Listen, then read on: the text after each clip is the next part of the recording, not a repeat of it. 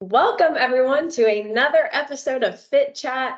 I'm your host, Jenny, and it's a very special episode today, Stefan, because it's our final episode of 2023. So we're finishing it strong, and you're our special guest. So welcome. That is so exciting. I'm so happy to be Yay! here. Awesome. Well, if you just want to start out by telling us a little bit about yourself, background, what you like to do in your free time, family, pets, all of the things. Yeah, absolutely. So I'm currently the program manager in Fort Collins, Colorado. I'm originally from Arkansas. So my wife and I, we actually moved here about a year, well, going on over a year now, and we've loved every second of it. It's been super fun. We love the area, and it was also great to find the opportunity to be a part of Health Fitness, and I've enjoyed the entire time that I've been here since. But before we moved out here, like I said, am from Arkansas, so I got my undergrad in exercise science and went ahead and went on and got certified in nutrition coaching and performance enhancement, corrective exercise. And so I really like to nerd out about anything that involves Mhm. exercise, anatomy, and physiology, things like that. And so yeah, it's been a really cool experience. As soon as I got out of college, I went into commercial fitness, and it Okay. was an awesome learning experience. I worked in a couple of big box gyms doing personal training and then fitness management. And so it was awesome to work with a bunch of different populations. It was a great way to learn about, different people's backgrounds and the differences in what they're looking for depending on what their goals are. And so I think it was the perfect stepping stone to get me where I am today. But yeah, a I little bit love it. about me and my wife. Uh, Shocker, we moved to Colorado. We love being outdoors. And so, yeah, any Fitting. chance we get, we will go out hiking and camping. And it's Awesome. about to be winter and cold now, so we're gonna switch it up to skiing. So that'll Ah, be exciting. fun. A fun fact about me, I've never skied before ever. I So, did not ski until like the day we got out here, and it's my wife's favorite thing, but I had never done it in uh, my life. So it was a lot of falling on the ground for the first yeah. season. And Confident this like one will be everyone better. tells me, I'm like, they always say, you'll be really good at skiing because you're really athletic. I'm like, well, I'll get out there and hurt myself. I just know it. So If there's a I learning I don't curve, think I'll do you it. could totally do it. Yeah. I don't know. I don't have any plans to, so we'll see. I'll You pull don't a get a lot Kimber of and hurt snow out myself. there in Texas. None. Not, we don't ever see snow, so it's Oh. fine. Well, awesome. Are you a big Hog fan? Arkansas Razorbacks? I've actually spent, so I went to Arkansas State, which is on the other side of the state as Arkansas. They're obviously not as big of a school, but we could Right. never really be Hogs fans whenever I was at A State. But, now that I'm Mm. out here away from home, I find myself rooting for the Razorbacks a little bit more Good. because, it's Arkansas. You got to go for the home state. Exactly. Woo pig. Love it.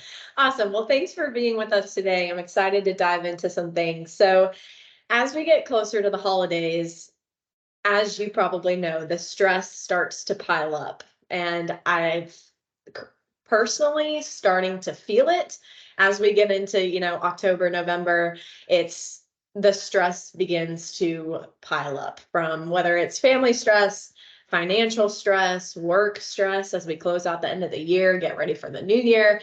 Everything seems to get a little chaotic as we just round out the year. So, we wanted to sit down today and chat about kind of two things that will make a huge difference to your overall wellness. So, the first is stress management. And it's so important to learn ways to manage our stress levels and just keep our stress under control so that it doesn't bottle up and begin to affect our relationships and just other aspects of our lives.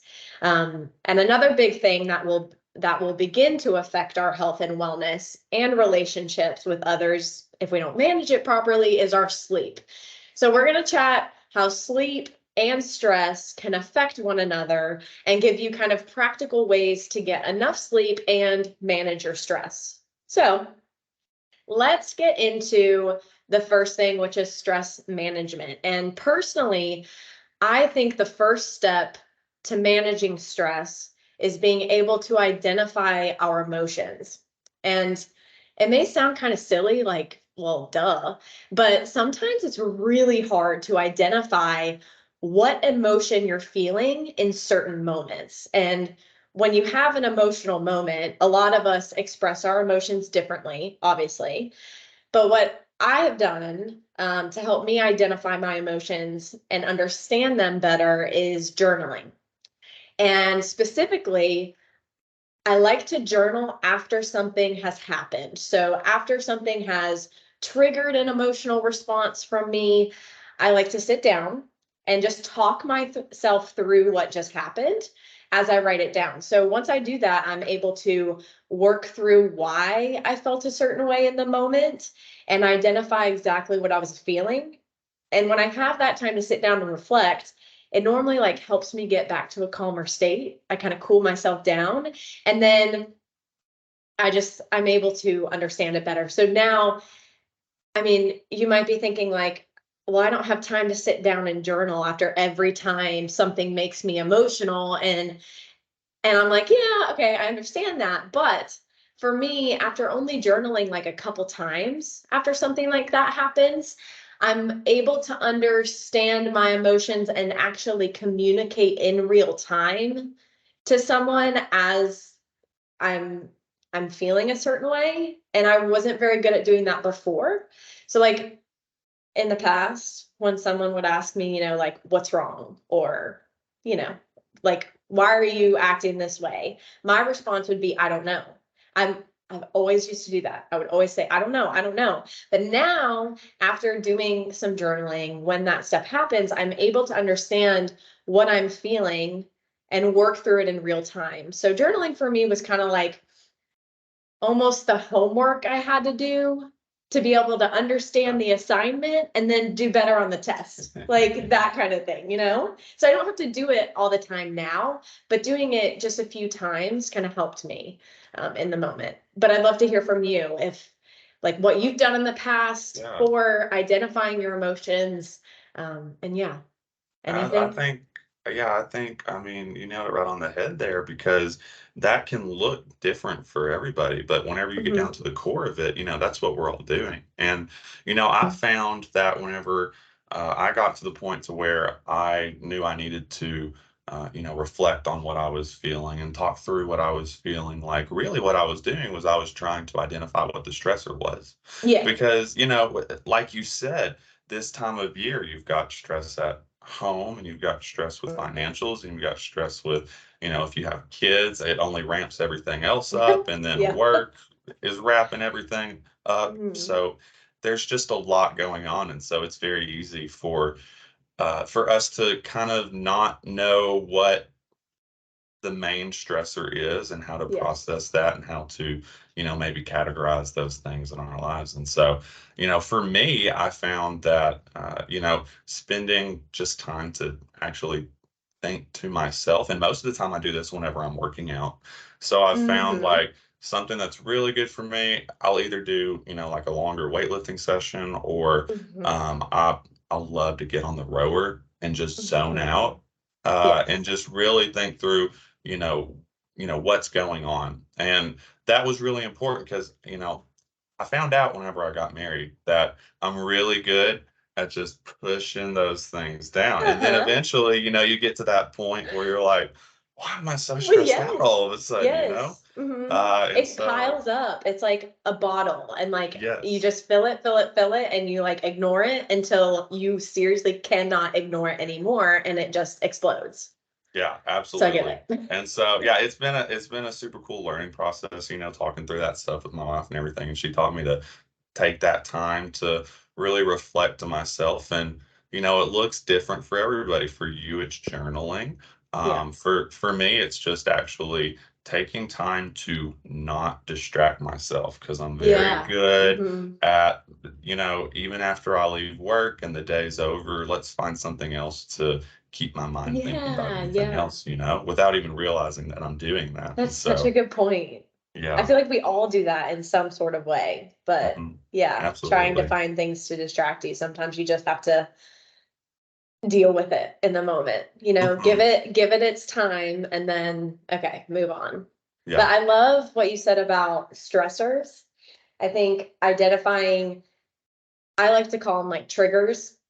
So like journaling for me has helped me realize or identify what can trigger certain emotions. So like maybe someone says something about a certain topic or they just say something in a specific way that brings up an emotional response for me. And it's always the same thing. Like knowing your stressors or your triggers is so important because it helps you manage your emotions more easily. So like I just know, okay, if someone says something this way, I might feel a certain way after that. But just knowing that helps you kind of deal with it a little bit better in the moment. So I love that. absolutely. Stressors and triggers, very important to identify that. And you're And right, like, this time of year, there's a ton of them.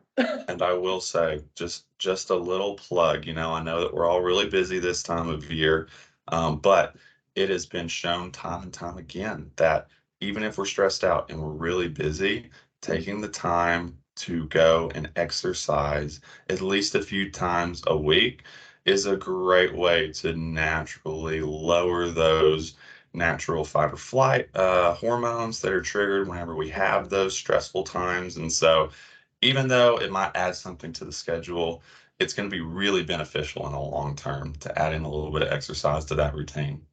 For sure.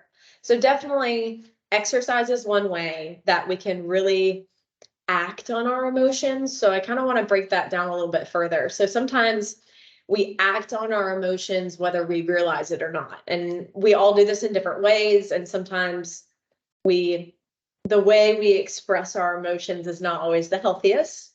I know that from personal experience. So it's really important that we understand healthy ways to act on and let out our emotions, which you just said, exercise, one of the biggest ones.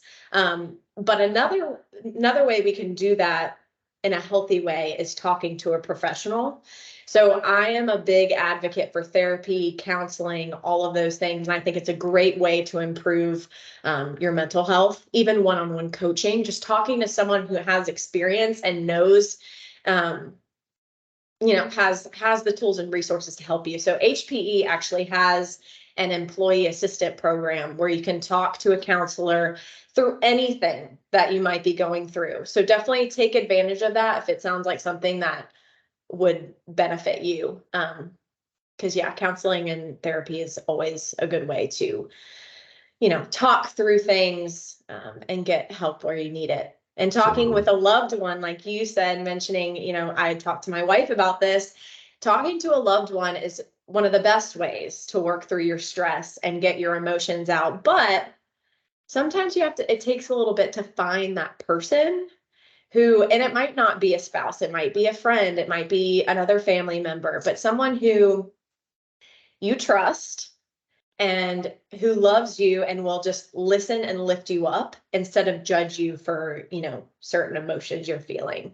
So sometimes that just takes trial and error, finding that one person who will really lift you up in moments where you need it. So for me, it's my mom. Yeah, But definitely just finding that person can help. And sometimes it might be a professional because you kind of need that outside opinion.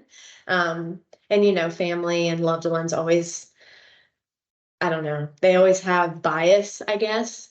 But someone who's outside looking in can kind of give you more guidance and stuff like that. So, but absolutely. I mean, exercise though, depending on the type of stress I'm experiencing and my emotional state, sometimes the best thing I can do is just move my body. And it might be through a workout, it might just be walking, maybe it's participating in a rec league. I don't know if you do that, Stefan, but just something that gets me moving definitely helps a ton. Like you said, it just releases those hormones and just helps with stress management a ton. So Yeah. definitely get up, get moving. And that's one of those things where if if you don't have a ton of time, or maybe you're new to, exercise in like a planned out routine in a gym setting, that's okay because there are things Mhm. like, recreational activities that are fantastic for exactly what you were talking about. Mhm. And like for me, one thing that I really enjoy doing, I love being a part of tennis leagues throughout the year. Nice. And I mean, it's a full body workout, it gets your heart rate up. And then also you have the aspect of finding a group of people that have interests similar to yours. And so, you're actually getting a physical benefit, but you're also getting a relational benefit as well from those Right. recreational activities. Sometimes I feel like people, when we say, exercise, go for a walk, everything like that, they think it has to be super structured. Mhm. But I mean, anything physical activity wise. I mean, cleaning for me is a huge way to let out stress and it gets me up and moving. Sometimes we don't realize how much cleaning is like a workout, but it is. Oh, So yeah. I get out a lot of stress from just cleaning my house and kills two birds with one stone because it's like my house is clean and I feel better. I'll just put, my headphones in, listen to a podcast or music and clean my house and I feel a lot better after that. So it's the Absolutely. little And things. yeah. And like 70% of like the calorie output that we have in a day, that is from non-exercise activities. And Exactly. so, I mean, you're talking like just increasing things like, for instance, I'm on the third floor here. I have not used our elevator one time. And it's just because I'm thinking, if I'm spending a lot of time sitting throughout the day, Right. then what can I do to make sure that I'm moving more? It's not planned Right. exercise, but in Mm-mm. the long run, it's going to make Huge me feel better at difference. the end of the day. Yeah. Yeah, exactly. I love that. So we talked about the mental effects of stress. Now let's dive into the physical effects of stress and how we can just strive for overall physical wellness. So the first item that can really impact our stress levels is the food that we're eating. So Stefan, talk to me a little bit about how food impacts our bodies and therefore can impact our stress levels. Yeah, it plays a huge role. And the thing is with food, it can be, I like to tell my clients a lot of time, it can be as simple or as complicated as you want it to be. Because whenever you really get into the nitty-gritty of like all of the macro and micronutrients and what effect they have on your body and how that's going to convert your energy. No, okay. So before we get into all of that stuff, I always tell my clients that are doing like any sort of nutrition coaching that we want to start out simple. And so that may be something as simple as you know, what does the fast food look like? What does the sugar look like? How many calories are we getting in a day? Things like that are going to play a huge, huge role on just the way that we feel. And you've probably already seen that just in day-to-day life and maybe just didn't know what was going on. So, for instance, if we're eating irregular throughout the day, maybe we're not eating in the morning at breakfast. We're not eating throughout the day, and then we're having like a whole pizza at night or something like that. It's going to make you feel bloated. It's going to make you feel tired. You're going to feel kind of groggy throughout the day, things like that. Mhm. And all that really is that it's our body staying out of regulation, and we're also, getting a large influx of carbs and fat, not a Mhm. lot of protein throughout the day. And so those things are going to, weigh heavy on us over time. And so Right. that can be very easy during the holiday times because, again, we have other things that are going on. Mhm. We've got dinners with families and things like that. Mhm. And, I always tell people that you don't want to cut out everything around, times like now, whenever it's true, a lot of the stuff that we're eating is like tradition and things like that. So Mhm. you want to be able to have those treats every now and then. But, there are ways that we can moderate that for sure. Right. I think a big thing that I've heard when talking to clients is the afternoon slump, like just, we all feel it. We get to, 3 o'clock, 2 o'clock in the afternoon, and, you just ate lunch, and now you're just feeling like, just you need something to like get that energy back. So, what would you tell people to think about when they experience that afternoon slump, and what's something that they can do to try to avoid it and just help with it? Anything? Yeah. Yeah. Well, couple different things. First thing to remember is every single person is different. Mhm. Everybody's metabolisms is different as well. And so that's going to change, how you respond to food, how you feel throughout different portions of the day. So that being said, it can be really helpful to try out a couple of things and then see how you feel. And so, for instance, I know it's very popular right now to do the intermittent fasting, Mhm. different things like that, where, maybe you're on a 8-16 hour ratio where you're not eating throughout the workday. Uh, for some people, they swear by it. They feel Right. great whenever they do it, as long as they are regulating the right amount of calories Mhm. during their eating window, and that can be super beneficial. Now, at the same time, there are some people that are not able to do that. And, Right. if you feel terrible throughout the day after trying that, then you don't have to push through that, that Right. is just a sign for you to try something else. And Mhm. so, I've done the intermittent fasting, but also I really enjoy just regulating my eating schedule.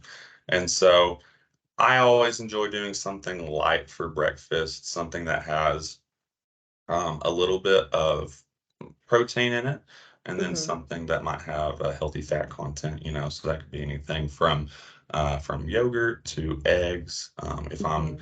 in a rush, then I might grab like a protein shake or something like that, and just something light to get me ready for the day, give me some energy as I get started. And then one thing that I always shy away from is the carb heavy lunches. Yeah. Mm. Whenever you have a very large carb heavy lunch, it weighs you down and it Yeah. makes you feel nice and sleepy in the Mhm. afternoon. And Mhm. so I always stay away from that. So I always think that that's a good way to either work in some fruits and veggies. Fruits Mhm. are a great way to boost that energy for a little bit, but it doesn't have a Yeah. hard crash because there is sugar in fruit, but Natural but sugar. it Yeah. is natural. Mhm. Uh, and then obviously you want to get in vitamins, minerals, micronutrients from those vegetables, and so that's a good chance. And then lastly, I also like to include some complex carbs, and Mhm. so that can be a great way you know to get carbs in your day so that you have energy.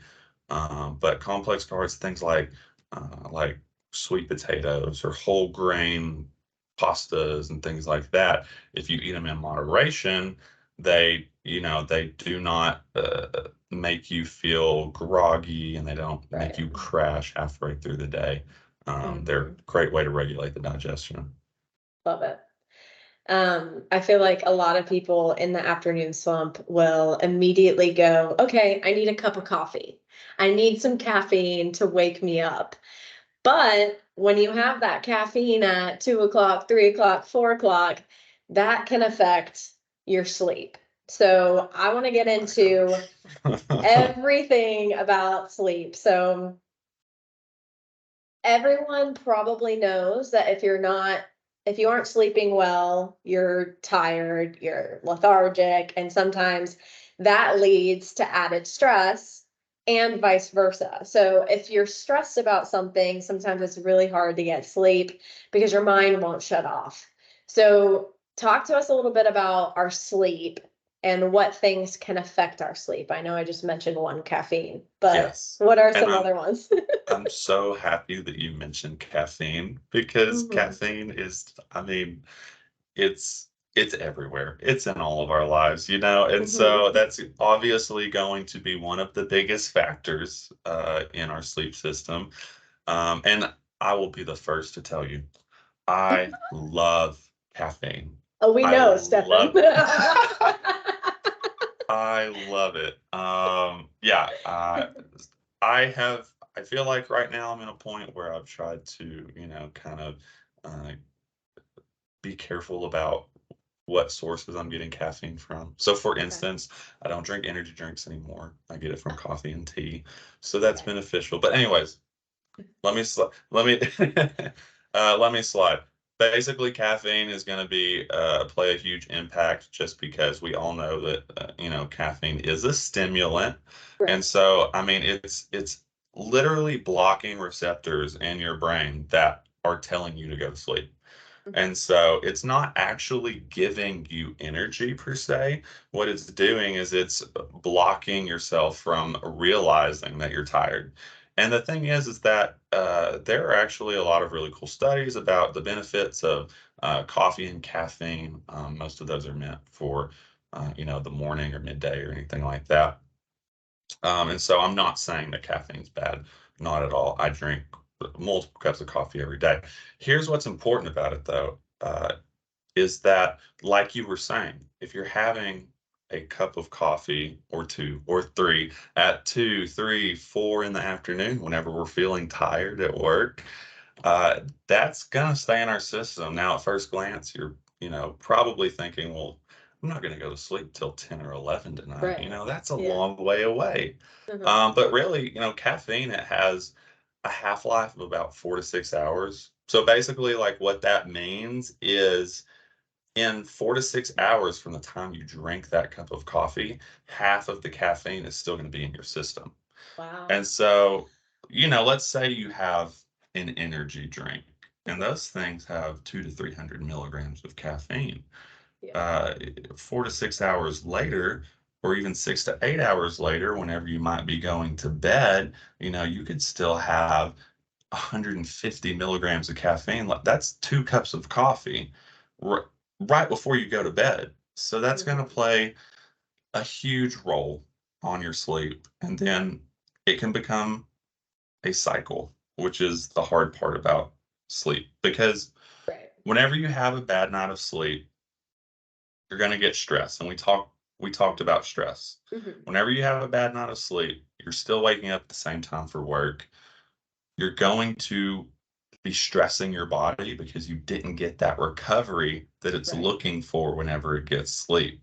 Mhm. And so, because of that, you're going to feel tired. You might not be as productive. And then you're going to probably have caffeine or sugar to keep you awake. Right. And It's then when just a nighttime never-ending comes, you cycle. can't sleep again. And it's just, yeah, it's vicious. It's a vicious cycle. Sound familiar, people? I'm I sure it say does. that because I've been there. Right, exactly. I mean, we all have. Whenever I So did, sorry, go ahead. no, go. I was gonna say whenever I did personal training, Uh-huh. like full time in the past, it was always really hard because I might have clients at 5 in the morning, but I might Right. also have a client at 6 or 7 at night. And so with the sporadic schedule, I was drinking Yeah, caffeine all the time. all the time. And so I was tired all the time, Mhm. you know? And Yeah, so, yeah. that's huge. I mean, it's a really important thing to think about. I mean, maybe the first step for people listening to this is just pay attention to how much caffeine you're drinking. Just kind of like, put it on your radar to kind of keep track of it so that first you're aware of it. And then you're like, okay, now that I'm thinking about it, should I have that cup of coffee at 4 o'clock if it'll still be in my system 4 to 6 hours later, all that kind of stuff. So just kind of keep track of it, and that'll kickstart kickstart those Absolutely. changes for caffeine. So, what are some other things? I know Uh-huh. one off the top of my head is our phones Mhm. and the light on our phones. Does that affect our sleep? It really, really does. And you know, it's really cool because I mean, every day they're coming out with more and more research about like really what the effect of light is on our sleep. And so, Mhm. obviously we've known for a long time that phones, screens, TVs, things like that, they are not great right before bedtime. They Right. emit that blue light, and you probably see. Are those blue light glasses you have on right now? Yeah. All right. Yeah. So you see those blue light glasses, they've become very popular and they're super effective. Basically, what blue light does is it keeps us from producing melatonin at night. And you probably know what melatonin is because, they sell the supplement melatonin that helps you go to sleep. That's actually our bodies make that, produce that on our own. And so whenever we look at, if we are looking at our TV, watching TV right before bed, or if we're sitting in bed scrolling on our phone right before we go to sleep, then we're getting that blue light in our system, not producing as much melatonin, then we're having a hard time falling asleep at night. And so, good rule of thumb, about 1 to 2 hours before you go to sleep, just turn the TV off, you can read, do any other activity like that, maybe dim the lights, anything to just give your system a reboot. But during the day, it's okay. But that is a great benefit of those blue light glasses because they do filter that. And so it's going to pay off whenever it's nighttime, time to sleep. A couple other things Mhm. that can be super beneficial whenever we talk about, what can I do to use light to allow me to sleep. One thing that can be really helpful is in the morning. Now, I'm really bad about this one. I'm super bad about waking up in the morning. The lights are still off, the blinds are still shut, and then I'm just scrolling on my phone, Yeah. getting that blue light in. And then, Mhm. especially if it's an early day, I'm going to work and it might even still be dark, or I'm wearing my sunglasses on my way to work if it's light. And now I'm at work and I've gotten zero sunlight for the day. I will say that it can be really beneficial to wake up first thing you do in the morning, get a little bit of sunlight. And that can be as Interesting. simple as going out on your porch and getting a little sunlight, opening up your blinds, looking outside for a few minutes. It doesn't have to be a big ordeal. It can just be waking up for 10 minutes. And I'm sure we're probably already scrolling on our phones for at least 10 minutes whenever we wake up. So that's a good thing that we can do in its place. Basically, it's just beneficial because without getting too nerdy about it, our bodies are going to release cortisol, which we all know is the stress hormone. It's Mhm. a hormone in our body that causes us stress. Basically, we actually release that in the morning, and that's a good thing because that stress hormone it wakes us up. It gets our Right. bodies moving. It gets all of our systems functioning again since we've been laying for a long time, and Mhm. so whenever we get that sunlight, it actually helps to regulate that cortisol release. And so we get that release in the morning when we're supposed to. But what's even cooler is that later in the day, when we don't want to be stressed, it helps regulate that and it drops those cortisol levels. And so it drops that Interesting. stress hormone. It's not keeping us up late at night whenever we're really stressed. We're still jittery. We're still rearing to go. We're allowing our body to naturally fall asleep. Very interesting. Um, this reminds me, talking about sunlight and stuff like this, it reminds me of, aren't there alarm clocks out there that use light instead of sound to wake you up? Have you heard of those? Possibly. I'm not sure. I think That it's would be called really cool. I think it's called Hatch is the brand I'm thinking of. And it Yes. basically it radiates natural light in the mornings, and that'll wake you up naturally because normally we wake up when it's light out. Um, and I just, you talking about the sun made me think of that. And I think, that's an awesome thing because my alarm clock scares me so much in the It's the mornings. worst sound in the It's world when my the worst sound in the world. And I immediately like jump up, like it triggers that stress response immediately because I'm like so asleep and then I'm like, ah. So I think that would be a great way to, naturally wake up. Um, yeah, Even if it's still dark outside, you got to get up early. Well, it'll, act as the sun yeah. and get you I've that seen that that light. thing now that you mention it, and it's really Hmm. cool because I mean Yeah, it's a natural light. It's not using that blue light, and so and even exactly. for me, one thing that honestly that's helped a ton is just I guess I have sensitive eyes or something. I don't know. But I wear sunglasses 24/7. If I'm Yeah. outside, even on a cloudy day, I'm wearing sunglasses. Well, ever since I started, really looking into the effects of like getting a little bit of sunlight in the morning, I've just stopped wearing my sunglasses on the way to work, if I'm Mhm. not like looking directly into the sunlight as I'm driving. And it's just a way for if I'm in a hurry, then I can get a little bit of light in my day. I can get, all of those hormones starting to regulate as I get started. Love it. I love that you mentioned try to avoid looking at a screen 1 to 2 hours before you sleep. I think that's a realistic thing for most people Mhm. to do. Yeah. Um, I love that. So here's my next question for you, Hmm.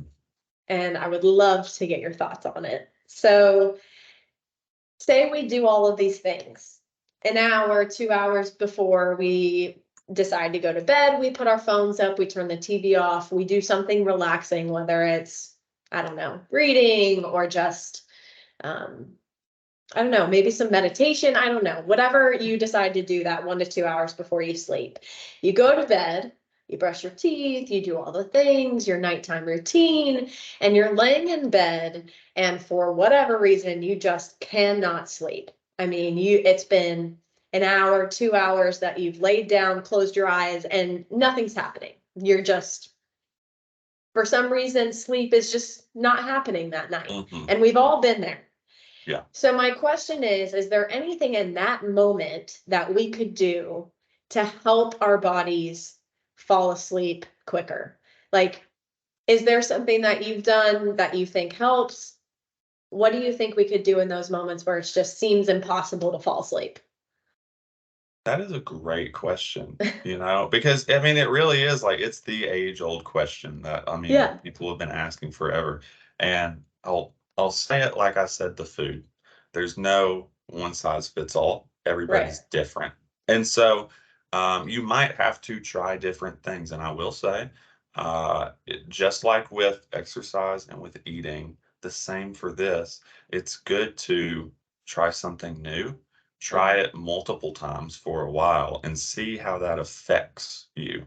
And so, if you can't sleep, yeah, there are a couple things you can do. One thing that I have found that can really work is to basically put yourself through a nighttime routine again. That's what I was Now, I gonna don't say. mean Yeah. like the whole like brushing the teeth and everything. Like, That helps though. I've done does it that many really? times and it has worked like a charm. I tell you what, Stefan, anytime I'm laying there and I just can't fall asleep, I'm like, let me go brush my teeth.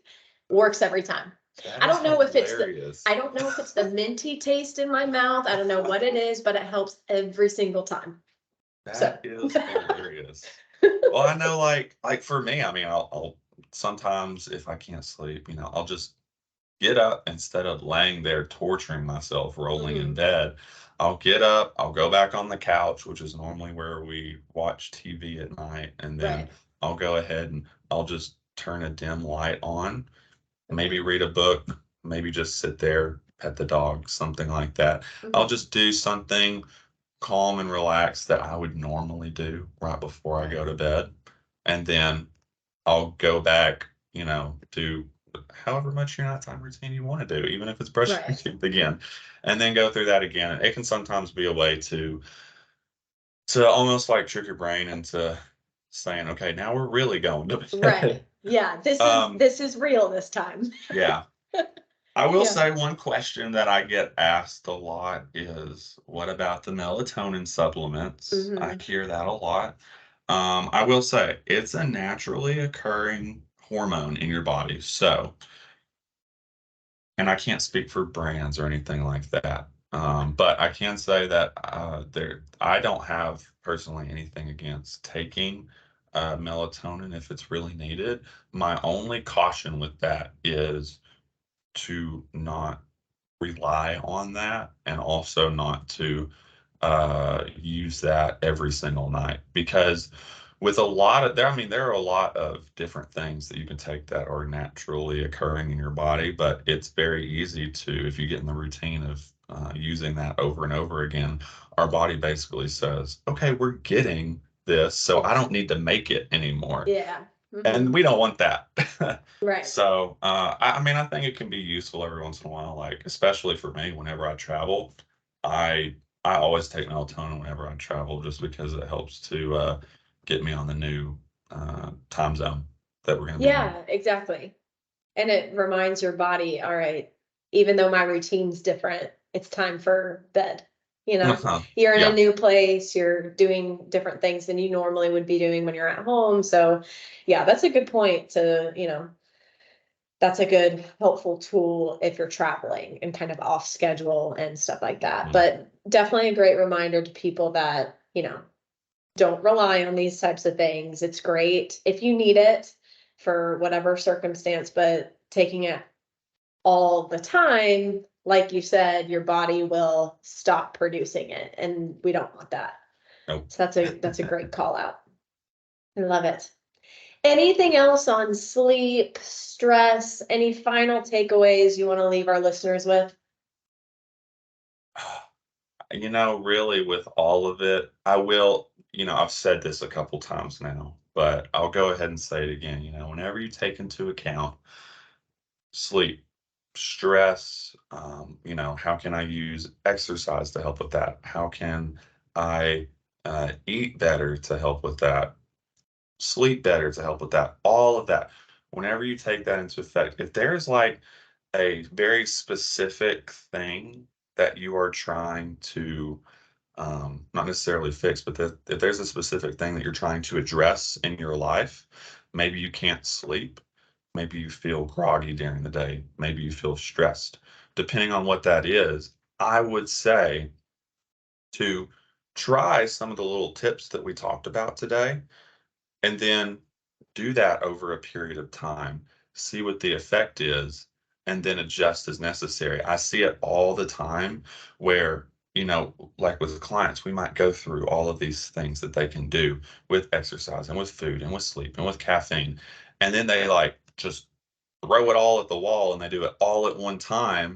Yeah, And then either something doesn't work or something does, but we don't know what does because we just did everything at once. And so I would say, take your time with it. None of this yeah. stuff is a magic pill, but it Mhm. can it can help overall. So just introduce these things, over Right. time. It's the same thing as, if you're wanting to lose weight. Let's not go crazy right out the gate and try every single thing because then we're going to get defeated when it doesn't work or it's just going to be too much at one time and then we're going to give up. Yeah, So it's the same thing, trying right. little things, being consistent with it, and adding on to it as we get, into routine and make it a normal thing. Yeah, So absolutely. love it. Thank you, Stefan. That was some great tips and tricks. And we have to finish out this final episode of 2023 Fit Chat with none other than this or that holiday edition. So are you ready? I'm so ready. Okay, here we go. Tea or hot chocolate? Tea. I've become really addicted to tea lately. Okay, what kind of tea? I would love to know. Mint tea. Yeah. Interesting. It's so interesting. My wife and I just recently took a trip to Jordan, Mm, and over there, everything like with our meals and with snacks and with little in cafes and things like that, you always get like a black tea with mint in it, and it's just become my favorite thing now. We grow mint out back and put it in our tea. It's the best. Look at you. That's awesome. I've recently started really liking chai tea, but that's really the only kind of tea I've gotten into. But Yeah. Yeah, my wife loves yeah, chai. it's good. Okay, watch a movie or read a book. Watch a movie all Okay. day. Yeah, everybody laughs at me because even though I'm pretty extroverted, I like, getting out and being with people.